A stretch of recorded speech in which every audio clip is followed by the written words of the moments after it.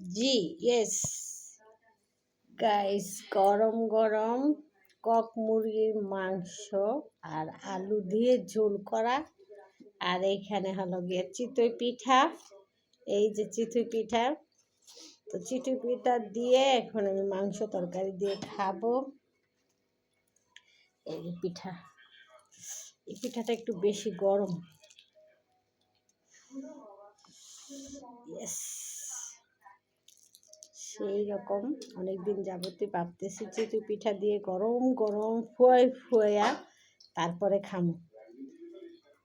আগে আমার মায়ে চুলার পরে বানাইতো আর আমরা এমনি গরম ফুয়া খাইতাম।